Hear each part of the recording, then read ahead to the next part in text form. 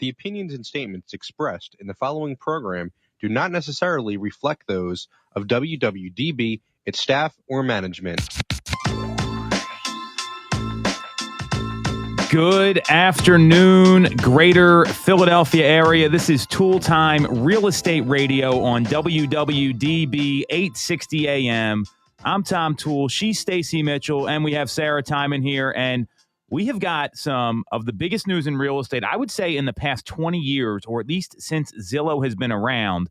And before we get into all that, again, we work with the Tom Toole Sales Group at RE/MAX Mainline. We are the number one RE/MAX team in Pennsylvania and Delaware since 2018. We are streaming live on Facebook and YouTube, thanks to Nick Wolf behind the camera. And ladies, like this is big enough news. I had to actually bring an announcement to the team immediately after it happened. So if you've been living under a rock or you don't pay attention to real estate, which could be a lot of people, Zillow had their Q3 earnings call last week, and CEO Rich Barton came out and said, hey, we're done with iBuying. The program's over. We're not going to be doing it anymore. We're laying off 25% of our staff, and we're going to liquidate these 7,000 houses that we own because they were losing money on every single one of them because they overpaid. There's a lot to unpack here. Initial thoughts. What do you think about all this? Give us your reactions. I think it's a bit of a shock, but as we've talked about in some of our previous episodes here, we knew that Zillow was overpaying for a lot of those homes. We knew that we expected it to be a little bit of a dip, and we knew that there would be a bit of an issue there. And their game strategy, I think, had been, we're going to bounce back from this and come back. So it's not a total shock, but the fact that as of a month ago, they were still moving along strong with it and didn't really give a lot of indicators that this was the move that they were going to make. It definitely is big news. Yeah, totally. Last week, we talked about them kind of pausing their iBuy program. So how quickly this turned into a complete and utter shutdown of the whole thing. And I thought you were going to say something else, but go ahead. No, I to me, that was a little shocking because I thought that they would slow roll it to a complete shutdown of it. But wow, it was overnight. They just pulled the plug. So to me, it was a little bit of a surprise. But yeah, they were overpaying for, or I should say, running up the purchase price of homes. And you have to wonder why they were doing that. Did they have an ulterior motive? It just didn't pan out for them, though. So there's a couple of companies that are probably very happy with the news. They're competitors. Yeah, for sure. So it's good news for them, bad news for Zillow, and bad news for the 25% of the workforce that's being laid off. That's probably the most unfortunate part about all this, because when you and just to kind of hit on that here, it's been a rocky 20 months for anyone that's been in the looking for a job or in the employment, trying to find a new place to work. And you think when you go to work for a company like Zillow, where Saturday Night Live is making fun of them and not making fun, but actually parodying how the concept of looking for homes online and what it does for people, and it's a publicly traded company and their stock price is in the low hundreds. You hear all this stuff, you probably don't think you're going to get laid off. So that is a tough part about all this, and I don't want to minimize that. So I certainly feel for all those folks that lost their jobs. What I am clear on is that they'll probably land somewhere else. Zillow does look for some pretty intelligent people to work with them. We work obviously pretty closely with Zillow, so I know what their employees are like. So did either of you guys listen to the earnings call? I did not listen to that. I didn't think you did. I'm probably the only nerd that did listen to an earnings call and log in. It was actually a week ago today, right after our show. And if you heard this call, I've seen Rich Barton speak in person. I've seen him speak virtually. I have never heard this guy so nervous. At one point, he choked on a cough drop in the middle of the call and had to get someone else to jump in for him. And I'm just thinking, what the heck is going on here? And that told me a couple things. One, he really underestimated realtors in this situation, because his whole thing was, we're smarter, our algorithm's better, and we're going to automate this. And I would argue that Zillow is probably smarter than most people. And I'm not saying they're not, but they lean so heavily on the algorithm and not understanding the unique local parts of the market where we know that one home on one side of the street will sell for more than the home on the other side of the street. I don't know that the algorithm actually accounts for that, right? I mean, think about neighborhoods like Philadelphia where it's like block to block things change, or some of the places where like this side of the street you back up to a highway and this side there's a park behind you. Like that's going to affect value. And I'm clear they did not put that into their algorithm because they couldn't do it. And what I'm also clear on is that, you look at his history of working with Expedia and changing the travel agent industry. Well, there's not that local knowledge, there's not that local piece that comes into travel agent booking versus selling real estate. So where they made a mistake was they underestimated the people that know what they're doing. Now, granted, 87% of agents are out of the business in 5 years. So we'll talk about the 13% that can last longer than 5 years. Those are the folks that I would say he underestimated. And what I'm clear on also is that the reason he was so nervous is because they didn't come out and tell everyone the real plan, which the real plan is going to, they said on the call that, hey, we're going to lean into our agent partnerships. That's how we became successful. So, which tells me a couple things we'll get into, but the real plan I would imagine is there's probably like an 18 to 24 month run, and then you're going to see Zillow start to really hire agents on the local level. That's what I kind of see happening here because they have a plan.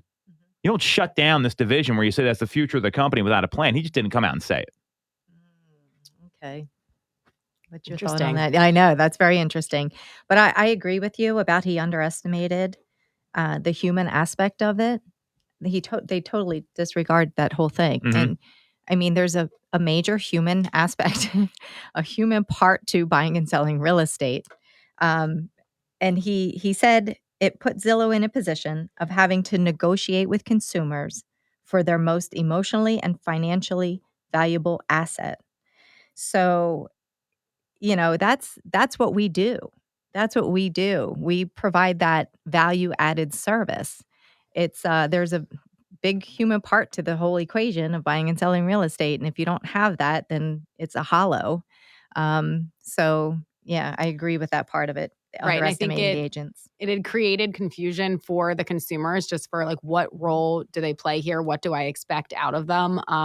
A lot of people, I mean, a majority of people use Zillow at some point, whether or not they're actually actively looking or this is just a pastime, as in the SNL skit. So I think it created some blurred lines, and I don't think that Zillow was totally anticipating exactly like you said, the role that the actual agent plays in it and all of the emotions that go into it. Well, you can't manage emotions with an algorithm and some project manager sitting in Denver or Seattle or somewhere else or working from home because they're still not even back yet that are trying to navigate people through these things. And, let's compare a project manager versus a salesperson. Like think about who they're dealing with. So you have someone, let's say they bought the home. They went and bought your property, Stacey or Sarah, and you're trying to get answers out of them and they have no empathy. There's no tonality. They're like, oh, here's what it is. Thanks. I mean, I've seen the emails that come back and forth from these companies, and they're very curt and to the point. And while someone like me could probably deal with that and be fine, that's not most people, right? I mean, that's how my personality works. And you're not going to get that empathy. And a great salesperson, they listen. And that's actually the biggest complaint people have is they never hear from their agent or their agent doesn't listen to them. I don't know how someone that's not trained to do that is going to have that skill set. And, they weren't hiring salespeople. They were hiring people to like manage projects basically. So that's where this fell through. And again, they were overpaying dramatically. I mean, and the market's also shifting too. And that's, I don't know how they didn't identify that was going to happen. I mean, that to me is even a bigger issue because not that prices are going down. They're just not escalating as fast as they were. Mm-hmm. True. Yeah. We've noticed, a slight shift in the market locally. And again, real estate is local. So I think that is where things went sideways too. But Open Door, that's one of their competitors. Yes. They've been doing the iBuy for 7 years? No, that was the other company. Right. And they're doing very well. So their business plan's a little different, I'm sure, because they're succeeding. But to me, it still came as a shock because it happened so quickly. I think that's where. Yeah, I think that Open surprised. Door was a little bit more strategic and conservative in what they were doing, and they weren't just trying to outbid everyone. They were being a little bit more selective of the homes that they went through the iBuyer process with. Well, and you look at a company like Opendoor. I mean, they're not saying anything about shutting their doors. Now they're traded at a lower stock price. So maybe that says something about the iBuying industry in general, because the real thing here coming out of that earnings call, and I do agree with you, there's other iBuyers that operate locally. I mean, I get texts and emails all the time like, hey, can I buy your house? I mean, the spam that comes from this has been, there's companies like We Buy House, or, like they're like all over the place. We don't need to go through them all. So knowing that, I do agree that other companies are making money there. And what Zillow said is that, hey, we're going to lean into our agent partnerships, which I think is some foreshadowing about what's going to happen for realtors Q1, Q2, even right now. Yeah, I mean, because Zillow's got to get their stock price back up. I mean, they went from, and then this is the reality here, they went from $105.72 a share on October 29th. And since this announcement, they've been trading between $65 and $69 a share. Wow. And you know what the main job of a CEO is? To make the stock price go up. So clearly after this news, they're going to have to go back and make this money up. And there's got to be a plan to do it. And they did all they weren't iBuyers until the past couple years. When Barton came back in as CEO, that was different. But when Spencer Raskoff was there and Greg Schwartz, and they were working with agents very closely, that's when the company really rose to prominence more than anything else. So to me, this is like a back to basics moment, and they're just going to have to reevaluate their business plan. Mm-hmm. But let's not forget, they acquired Showing Time. Yep. So I think that just finalized and closed. They have Dotloop. Yep. So they position themselves to really be in a brokerage, or to be a brokerage. So I think they're just going to sit back and reevaluate and figure out what went wrong. I think they have a good idea. But this is definitely not the end, of course, to Zillow. They're just going to, figure out where things went wrong, reposition themselves, because Showing Time is huge. Yeah, what's so funny much is data in Showing Time. And a lot of these MLSs, including Bright, said, hey, so Showing Time's a showing app. Just for people that are listening, you can schedule showings. It's super easy to do. It's right through the MLS. All the realtors, and we'll talk about the realtor reaction next year because I think that's really important. Mm-hmm. Showing Time, like you can see in real time, like how many people are looking at the home. Mm-hmm. Sarah, you were there today at our training when Andres from our team, he turned the video on himself to show how many appointments, or onto the Showing Time app to show how many appointments were in there, to help his buyers understand the demand for a property, because some people don't believe it. And he said, well, I thought this was really smart. And I got kind of glossed over at the meeting. But it was like the calendar was all the way full with appointments. So you have so much real-time data there. And a lot of these MLSs said, hey, we're going to look into another solution. When this was like announced like a year ago. I think we talked about this before you went out on maternity leave, and nothing's happened. So that's a really great point. And Dotloop also has like the real-time data of when homes are going under contract. So there is a data play here to help, Zillow empower agents if they're going to really partner with them like they are with like flex partnerships and other things. And even, it's a huge number of people that they're letting go, 25%, I think 200,000 people. But they are, for the number of people that they hired when they started doing iBuyer business, it was more than that. They're not just like letting go the same amount that they brought in. So they plan on kind of shuffling these people around a little bit, putting them into some other departments. So I think they absolutely do have a strategy in mind and a plan in place, and they're not going to let this sink their ship. Well, and I mean, they're going to, I am so clear. I mean, we did like a video about this. I did an announcement for the team because I don't think even a lot of people knew this was going on. And, to me, there's three things that I take away from this. And then I'd love to talk about the realtor reaction in a second here.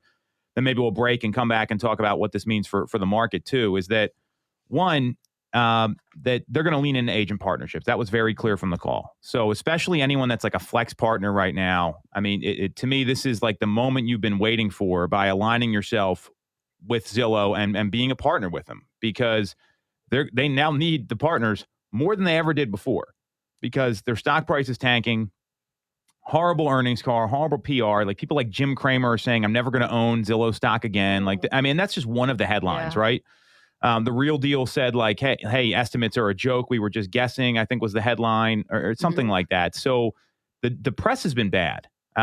So they're going to lean into agent partnerships because agents are the ones that, have gotten them there in the first place. The second thing is that I'm clear they are going to roll out that brokerage model at some point. Now, who knows what that looks like? I mean, it could be a franchise. It could be something where they have agent partners that they only work through in the different markets. I mean, but there's going to be some sort of movement towards becoming more of a brokerage because they're already licensed in all the states. And then the third is that if you are a flex partner right now, you got a window of opportunity to sell a ton of houses. And this is what people aren't talking about. And I want to get into the realtor reaction next because I don't know how, and I know there's varying levels of activity on social media for each of us here. But if you watched like what realtors were saying all last week, to me, it was so short-sighted and people were not getting what this actually meant because everyone was like, Zillow, maybe you should have hired a realtor. Ha, ha, ha. Like you should. I mean, it was like the dumbest stuff I've ever seen because it's an earnings call, right? That's a PR move, but you've got to read between the lines and understand what's coming for the market. So, obviously you two ladies are in the real estate business. What does this mean for you? I mean, let's talk about your reaction here because I don't buy that a lot of realtors really understand this and they're just kind of hating on Zillow because it's the easy thing to do and they didn't really understand how to leverage them in the first place. I mean, I feel like as though Zillow is still a very important tool and it's still something that people are going to continue to use. So I think it shows to the importance of the realtor themselves without you having to like talk smack on Zillow. Mm-hmm. It kind of it shows like why you are important. And I know like all along, one of the most common things you'll get if you go to a listing appointment or, even with buyers when you're talking about any particular home, they're like, oh, the Zestimate. Mm-hmm. And we're always like, you can't go off of the Zestimate. Let me show you the real data, the real information. So I think that it just is continuing to leverage our importance and our value. But Zillow is going to continue to be around and will continue to be a tool and a good place to get information and a good partner. So that's kind of where I'm at. Yeah, I think it spells opportunity. If you're, the agents that are out there, hating on Zillow and talking smack, I don't know if that's a good move. You have to look at it differently. Think of it of the opportunity. They have 7,000 homes that they're going to have to unload. That's a drop in the bucket. Yeah, it is. But there's opportunity especially if we're partners with Zillow. Yeah, so full disclosure, for us, yes. Yeah. For us, I'm looking forward to it actually. So I think there's definitely opportunity coming our way. People will always use Zillow. It is a tool. It's the first thing that people go to, when you're going out there. Well, this estimate was this, and why is it priced at this? On both sides, on the buy and the sell side, everybody looks at Zillow. So that's pretty much the go-to for anything real estate related. So they're not going away. Zillow is not going anywhere. You know who wasn't talking about the Zillow earnings call last week? Who's that? Consumers. Right. It is not on their radar. They don't even care. Unless they're a Zillow stockholder, they probably don't care. Mm-hmm. Last month, 226 million people, unique visitors, went to Zillow's website. That's September, not October. And they've got all the eyeballs. Mm-hmm. That's where people are going.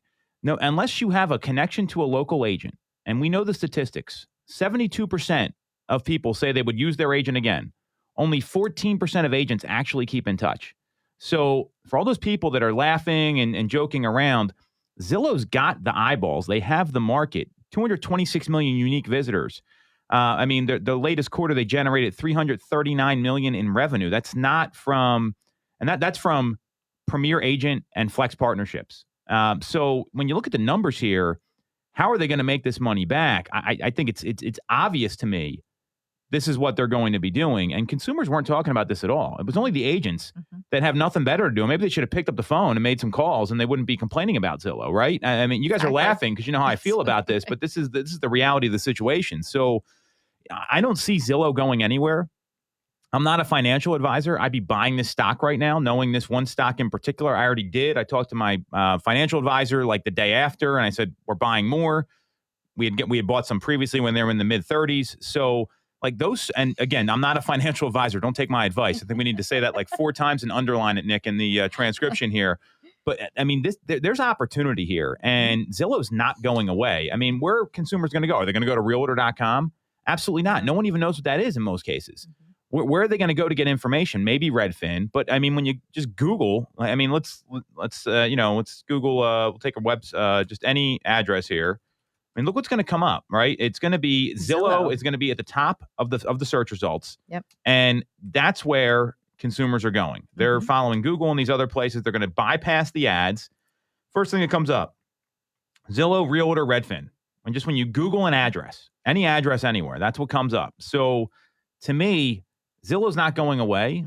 This is the moment for if you are working with Zillow and you're not one of the haters, like you smack talkers, whatever you want to call them. I mean, we have maybe some other things we could call them later. This is the moment where you need to actually like triple down on your business and like make the calls, send the texts, hit your outreach attempts, make sure everyone's on a property drip, all those things, the basics that agents talk about, because you're going to be able to sell a ton of houses because Zillow has got to get their stock price back up. And they will do anything to do that. Or guess what? Rich Barton's going to get fired because that's how it works when you're in the corporate world. Exactly. Yeah. So I think they're definitely going to be making moves to get themselves profitable and to get their stock up. Zillow is the Google of real estate. Yes. So it's like whenever you talk about real estate, Zillow, it's ingrained in everyone right now. So it is not going anywhere. Right. Like without thinking about it, that's the automatic, that's it. So yeah. Everybody puts their own address into Zillow all the time, just to see if that estimate changes. Do any of your friends like come up to you and say, hey, guess what? My price of my home went up 1% this week, according to Zillow. And you're like, it's all funny money. But this is what people do. Hey, you're if you absolutely like right. it, you like it, right? Once Saturday Night Live makes a fake commercial, I mean, it's no crystal clear gravy like they made back in the 90s. But once they make that, you guys, and you might know what I'm talking about. I don't think Stacey does. But once you hit that level, you can't buy that kind of exposure. So as long as there's always a plan B, C, and D with these companies. And this to me, I think we're going to look back on it and say, oh, it was a blip in the radar. It wasn't a big deal for them. And at the same time, this is the moment you wait for as an agent, like the people that position themselves to work with Zillow, because we've done it for over 10 years, right? I mean, I'm going to be very this is the moment we have been waiting for because they need realtors now more than they ever thought they did. So I'm with you, Stacey. I'm very excited about this. We've been we always joke around. I don't think it's joking around, but at the office, we say things like we've been training for this. This is literally what we've been training for because the influx is going to be so out of control. And then you're going to get the haters that come out and say, oh, well, you got to pay the flex fee and you got to do all these other things. Well, once you start adding those people to your database and you do a great job, and then Sarah gets 2 referrals from them and you get 2 referrals from your client, that's how you scale a business. And you're doing it with the Google of real estate. I don't think I'd want another partner. Exactly. Yeah. If you're going to partner with somebody in real estate, definitely do it with Zillow because it's going to be, the incoming lead. There is that referral fee, but there's so much value around that. Like you said, you do a good job and that's what we strive for, that value service. And they're going to refer you out. They're going to send you to their friends or their family members. Who knows where it could take you. Absolutely. So that's what we strive for. And I mean, Zillow has had blips in the past. It's not like this is the first blip since they've come into existence. They maneuver around it, they figure it out, and they move forward. So I think that's what we're going to see. I think that's a great place to end the segment here. So why don't we do this? Let's take a quick break. We're going to talk a little bit more about this. We're also going to talk about economic pessimism along with housing sales and how that's flowing throughout the year. This is Toole Time, Real Estate Radio on WWDB 860 AM. Have you considered a career in real estate? Do you want control over your income? Whether you have a license or not, call us today at 610-692-6976 or visit TomToole.com. Join our team, the Tom Toole Sales Group at RE/MAX Main Line. Buying a home or already own one? We can help. I am Kevin Hamill from Alliance's Insurance Agency. If you haven't reviewed your policies in the last 3 years, now's the time. New home buyers, there are a number of ways that we can help you get to that settlement table.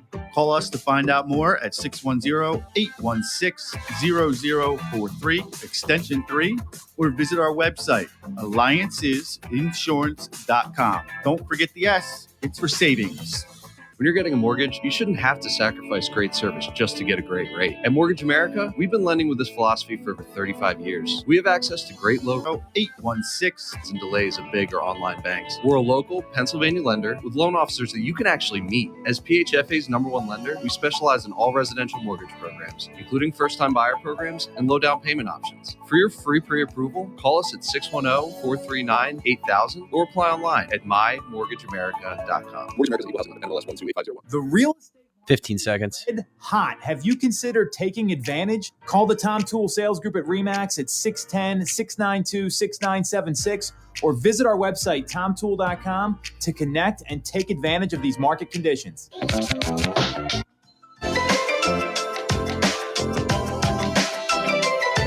Welcome back to Toole Time Real Estate Radio on WWDB 860 AM. I'm Tom Toole. She's Sarah Tymon. We've got Stacey Mitchell here as well. And after our weekly Zillow segment, because that's what it's come in, as much as we joke about that, we talk about them every week.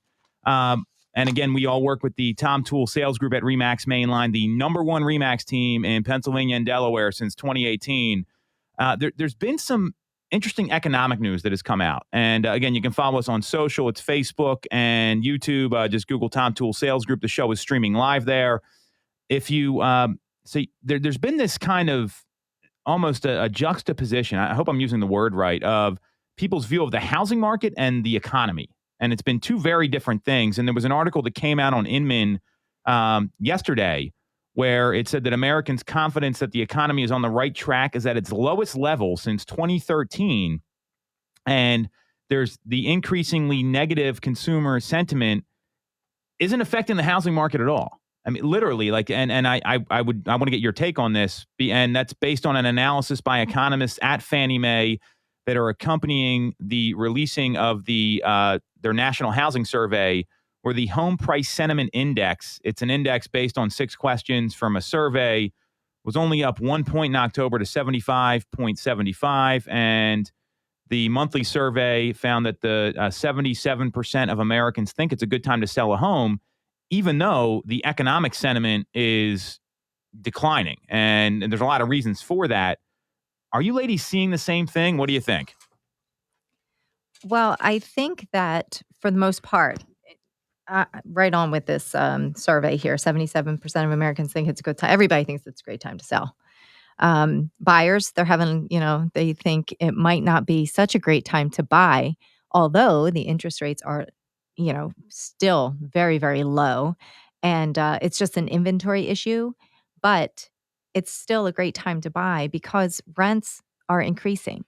So if it's probably cheaper to purchase a home monthly than it would be to rent. So I would take probably out of the sentence. yeah, and say you're it absolutely again. right. Yes, it is cheaper to pay a monthly mortgage than it would be to pay somebody else's mortgage via rent. But I think people are very concerned about the economy in the sense that they're seeing, higher gas prices and food prices and things like that related to many different things. But the real estate market is different. People have a different view of the real estate market that's not tied to the economy so much. And I think that goes back to when we were in the pandemic, because the real estate market got us through the economy. It was the economy during that time. So question. I think people do view it completely separately. Right. And, there's certainly a large portion there. I think it's that only 30% of people out there were saying it's a good time to buy. But of those, 69% said that they would rather buy than rent. So while they know, like, hey, it could be, it's competitive out there. It's not a buyer's market. They know that looking down the line at the future, it's going to continue to be a situation where there are more people out there that want to buy than there are houses available to buy. So that in and of itself is going to drive people to kind of look past some of these, things that are going on that maybe aren't as favorable, and kind of focus on the pros, which, like you said, are the interest rates. There's a lot of factors there that still make it a great time to be a buyer. And you just kind of have to overlook some of the what could be perceived as negatives out there, because this is going to be the situation for years to come. Well said. And what I know is that, I mean, you look at some of these, what consumers are saying around about the economy, because housing makes up 17% of the GDP. It's more than energy. So that's a major component of the economic sentiment. But the economy, the share of consumers who said they think the economy is on the right track fell by 7 percentage points during the time the survey was there. So, and it's a new high for the pandemic when they look at 65% of people think it's on the wrong track. And you mentioned high gas prices. Think about like ordering anything right now. You want to get a piece of furniture. You want to do something to your house, right? The cost of lumber. I mean, it's out of control. Gas price, it's up to over $4 a gallon. And, you know, it is what it is. I mean, I hate saying that, but I can't really do a whole lot to control that. But when you think about where you're going to put your money, are you going to put an addition on your house, or are you going to cash out and buy another home at a historically low interest rate? A lot of people are making that decision right now. But supply chain to me is the biggest issue here, because people can't get what they want. Like, you can say, hey, I want to buy something. You can't even get it. I mean, it's really a problem. So, knowing that real estate's almost immune here, what do you say to people that are worried about the economy? I mean, is it kind of the same thing like we just talked about? Like, I mean, you ladies are in the trenches every day. Someone comes to you and says, hey, Sarah, hey, Stacey, I really want to buy a house. I'm just worried about the direction of the economy right now. How are you handling that concern and that question? Because it's legitimate right now. I mean, the economy is not doing the same as housing. Mm-hmm. Yeah, I mean, I guess I would say, who isn't? Like that is a concern out there. But what you have to look at is the facts and what we do know in this current moment. So while we can't predict what is going to happen to the economy in the future, we know what the current interest rates are. We know what the current inventory is. We know what your current options are. And you know what your motivation to sell, move, or stay are. So you kind of have to just take those different pieces and say, this is what we know now. And I don't know what's going to happen with the economy in the future. You have to take what you have at hand. Mm-hmm. But using all that information that we do know, take that and use it to your advantage and get into your home. Get into the home that you want, or, something that you want, because it's going to pay off. It's really going to pay off, because homes are still going to be appreciating. And so, and if the interest rates do start to tick up into next year, you're either going to get less home for more money. So now is the time, because we do know where the interest rates are now. And if you get into next year, and as a good example, and I have a case study. I love case studies, and I'll tell you why. Because this is real life stuff that happens. That people, we're not talking in theory here, and that's what this show is about. This is real life in the trenches, selling houses. Go ahead. Didn't mean to interrupt. That's okay. So I had a buyer, got him into a home last year, and it was X amount of dollars. And he's been there exactly almost a year. He decided that they need to relocate, because based on his job. They were concerned because they know that last year when they got into the home, they went over asking price on that house. So we sat down, had a consultation. They decided to, you know what, let's try it anyway. Let's see if we can at least break even, come out maybe a little bit ahead. So we listed their home, put it on the market. They got 16% over what they paid for it last year.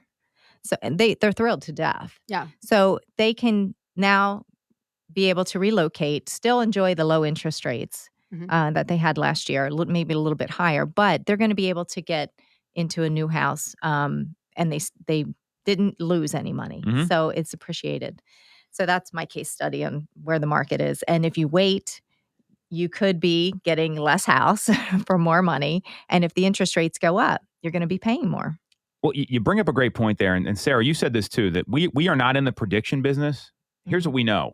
Rates are guaranteed right now. They're not guaranteed come like January and February. And especially with the upheaval in the political climate right now, the Fed's talking about doing some things at the, and maybe moving off their current rate policy. This is all speculation, and we're not in the prediction business. We're in the what's the current reality business, and what does that mean for people making big financial decisions? So all the economists out there, all the people that are paid to project these rates a lot more accurately than the three of us are are saying rates are going to be in like the mid threes by 6, 7, 8 months from now. Like let's talk like June, July, right? So we did something, and we actually put together a calculator for our team to help people understand this because it costs money to wait. Mm-hmm. And with the way the economy's going, let's say your current budget's $400,000, right? And that's about the average sale price in our marketplace.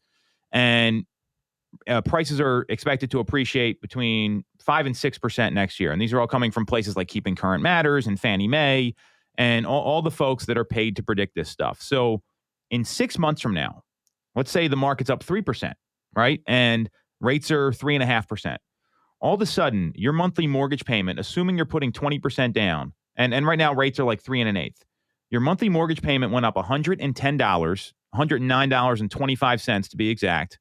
Plus, you're losing out on the equity you could have built. So your case study, Stacey, demonstrates this. This is really important. So all of a sudden, you're losing out on $2,000 a month in equity at that current appreciation rate. And let's say you're renting a property for $1,500 a month. So you know what happens when you pay rent? You pay somebody else's mortgage. Yes. It's good work. I should have jinxed you.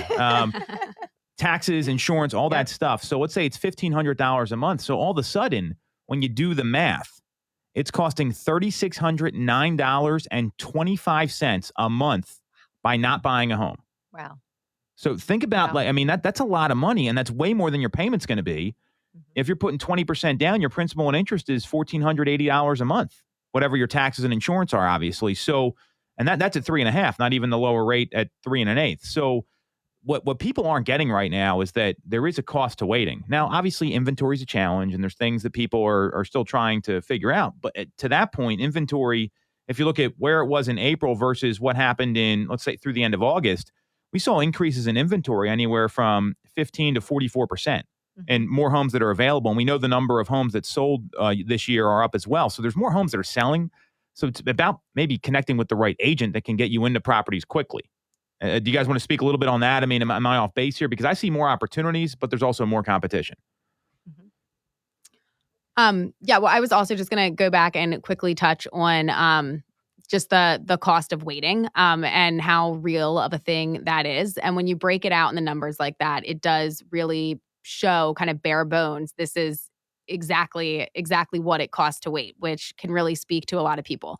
I think it's easy when there's so much at stake when you're making most likely the biggest financial decision of your life to really want to time everything perfectly. But as we've said quite a few times here, there's always going to be something going on in the future. There's always going to be some level of unpredictability. Even if the outcome isn't what you expect it to be and it's best case scenario, there's always going to be some level of uncertainty. And just with the appreciation and what you can get for your home now and waiting really can be a huge mistake for some people and really beat them out of the home that they could have gotten into.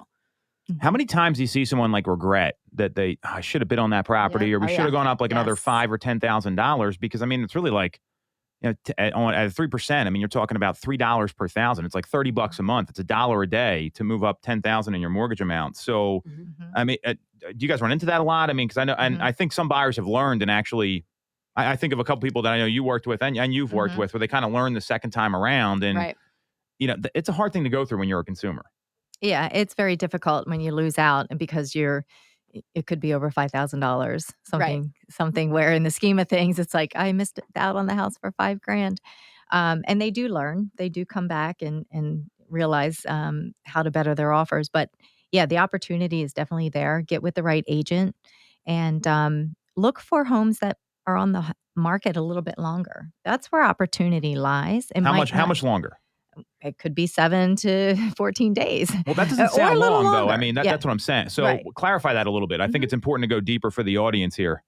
Well, the homes that are completely move-in ready and they just look like HGTV, you're definitely going to get multiple offers on those. Multiple offers. So it could be like a feeding frenzy. If that's the case, then buyers better be prepared to come with their best and final. And that could be a multitude of things like paying the seller's transfer tax, waiving every single inspection, waiving the mortgage contingency, whatever you have to do, paying 50 to 75,000 over asking price. I mean, people go to those great lengths to get those houses. But if there's homes that have a little chink, some chinks in the armor there, they need a little fixing, some painting, like they have the 70s wallpaper, whatever, but they're cosmetic, simple fixes. That's where opportunity lies. That's where I find the opportunity. And if buyers are willing to put some sweat equity into the home, they're going to get a great home. And guess what? They might not have to waive the inspections. They might not have to go that far over asking price. There still will be multiple offers, but there's better chance that they're going to get their offer accepted. So how do you coach them through that? And Sarah, feel free to chime, because some buyers, I mean, they walk into a house, it looks like they've never seen a house before, right? I mean, this is, and there's probably someone listening that's gone through this and thought the house was, they walk into a grandmom house, which might be in great shape from a condition standpoint, but needs like a little bit of a facelift. So how do you talk people through that? Because we never really get to this part. It's like, oh, keep an open mind, but like, what's the conversation like?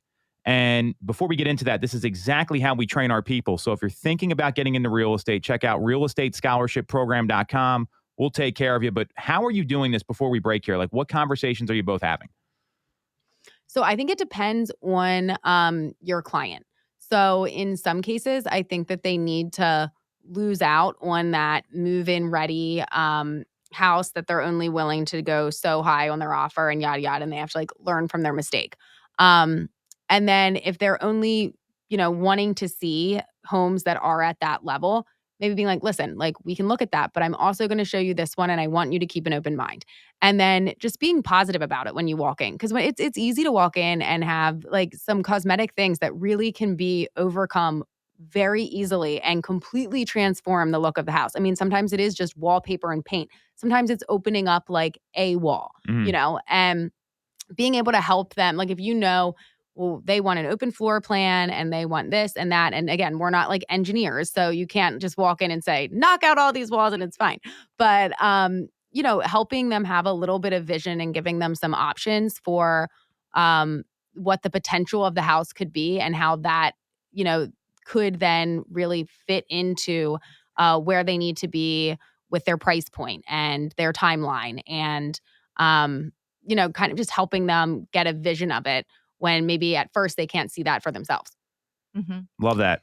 So when you go into like one of these 70s, 80s, what you said, grandma houses, the first thing I do is if I know I'm going into that, I send over the seller's disclosure. I'm going to dive deep into the seller's disclosure. When were the windows updated? How about the heater, the roof, the. So get a feel of how well maintained the home was, because a lot of these homes have been extremely well maintained. It's just that they haven't been cosmetically updated, which again, to Sarah's point, I mean, that's the more easy stuff than trying to put in, a new HVAC, or the roof is going to cost $15,000. So if you can check off when things have been updated and at least get those positives out there, well, this home really is in great shape. Structurally, it's sound, it's in great shape. The windows have been updated in the past 5 years, and the roof and the heating system. Then you can just move into, look, a little bit of paint, a little bit of ripping up those shag carpets, because there's hardwood underneath the floors. We don't know what they're going to look like, but there's some wood under there. And kitchens can always be remodeled over the course of a couple of years. So, and bathrooms too. That's the easier things to do. I think once my clients have a better understanding of that, then they're more open-minded and they're more willing to look at those types of houses. Right. And to your point there, when you have a home where the same homeowners have had that for 40, 50 years, they've taken pride in that home. They've maintained that home. It might not be like the prettiest and the most updated, but it's been well maintained, and they know the ins and outs of that home. Versus a house that maybe has sold every 5 years and somebody's done an update here and an update there. Yes. And then you don't really know exactly what's going on. And each buyer to the next, you're filling out your seller's disclosure and stuff, but you're going to get probably a more detailed report from somebody who's really been in that home for a long time and has taken pride in it and, wanted to stay there as long as they did. Agreed. 100%. And you get to make it look the way you want, which I think is lost on a lot of people. I mean, and there's value in that because you want to live there, and the home's an investment, but it's also like you're going to be living there, and it's there's better investments than buying a home. Obviously, this is a key to wealth building. I don't want to minimize that, but if you're just solely looking to make money, buying a house to live in probably isn't the best bet. So you want to enjoy while you're living there, and that's really the point. Love it. That is great stuff. Nick, like, this is what all the agents should be looking at right now. So however we need to highlight this, let's do it. What we're going to do is we're going to take a quick break. We're going to come back, talk about Veterans Day and VA loans and the misconception behind them, because these two ladies have a lot of experience working with them. This is Toole Time Real Estate Radio on WWDB 860 AM. The real estate market is red hot. Have you considered taking advantage? Call the Tom Toole Sales Group at RE/MAX at 610-692-6976 or visit our website, tomtoole.com, to connect and take advantage of these market conditions. Buying a home or already own one? We can help. I am Kevin Hamill from Alliances Insurance Agency. If you haven't reviewed your policies in the last 3 years, now's the time. New home buyers, there are a number of ways that we can help you get to that settlement table. Call us to find out more at 610-816-0043, extension 3, or visit our website, alliancesinsurance.com. Don't forget the S, it's for savings. When you're getting a mortgage, you shouldn't have to sacrifice great service just to get a great rate. At Mortgage America, we've been lending with this philosophy for over 35 years. We have access to great low rates without the complications and delays of big or online banks. We're a local Pennsylvania lender with loan officers that you can actually meet. As PHFA's #1 lender, we specialize in all residential mortgage programs, including first-time buyer programs and low down payment options. For your free pre-approval, call us at 610-439-8000 or apply online at mymortgageamerica.com. 15 seconds. You considered a career in real estate? Do you want control over your income? Whether you have a license or not, call us today at 610-692-6976 or visit tomtoole.com. Join our team. Stand by. Sales Group at RE/MAX Main Line.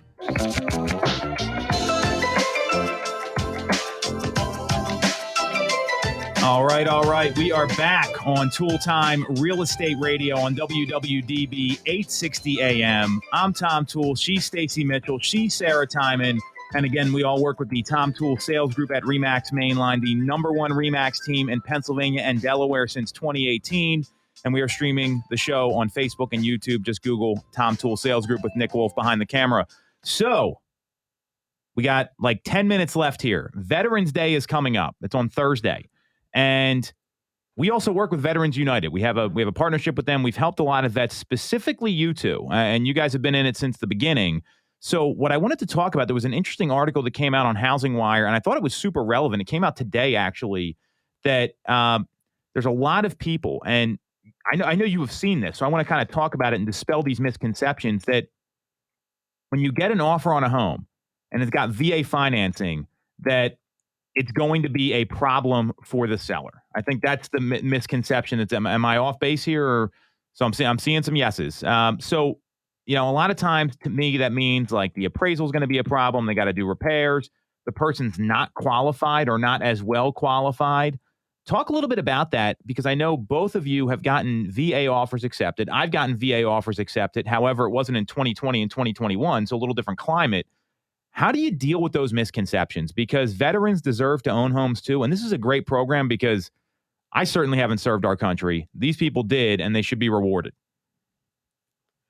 Right. So I think like a lot of what this article talked about was the importance of education and everyone knowing what goes into a VA loan. And that it doesn't have to be this big scary thing. In fact, it can be less risky than other loan types. Just making sure to reach out and make sure that everybody involved knows that just because this is a VA loan doesn't mean that we are in any way less qualified. It's just structured a little bit differently. Mm-hmm. And then it also, because you do see a lot when you're looking through different homes that are on the market that will specifically say, cash or conventional only. Yes. And anyone is welcome to still put in an offer. So even if that is not your loan type and you're a VA loan, you still can go and submit your offer. But I think it's just important to really, let the listing side know, like, this is a qualified buyer. We are a serious buyer, and this is how we can make this work. Mm-hmm. Yeah, definitely. Some listing agents don't have a lot of experience working with a lender that is utilizing the VA financing. And it's just another tool. It's another financial product that is, it's out there for our veterans because they get 100% financing with no PMI. Well, also, like, they have to travel out of the country to go serve the country and can't Right. make as much money as other people. And I think that's Right. lost on a lot of these folks. Keep Right. going. So the benefit to the veterans is tremendous because they get 100% financing. So there's I think the thing with the misconception about a VA loan, it would be that they're not as well qualified. It's risky, and the appraisers come out and they look for all these things wrong with the house. That's not what I have experienced.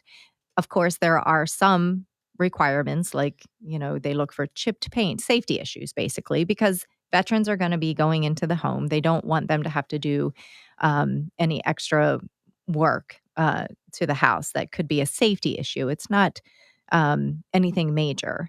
But again, these things can all be worked through. I've had great success in getting many, many veterans under contract and into their homes, which to me has been so satisfying to see these veterans get into their homes. I had a veteran that was living in a hotel, and we got him into his first home. Brutal. And It's expensive. it's super expensive because he was working his off, and most of it was he was paying to live in this hotel. So for him to take advantage of the or not even to take advantage, but to have the benefit of the VA loan and to get into a home, it's just to see him that happy to have his first home. It was amazing. So I think you just have to educate the listing side, the listing agent, explain to them if they don't have experience with the VA lending process. Explain to them it's really not that much different. Just this last week, I was able to help a veteran get under contract with an amazing home. And it was in a multiple offer situation. So, and they were very competitive. It's not like they don't have money to put down. They do.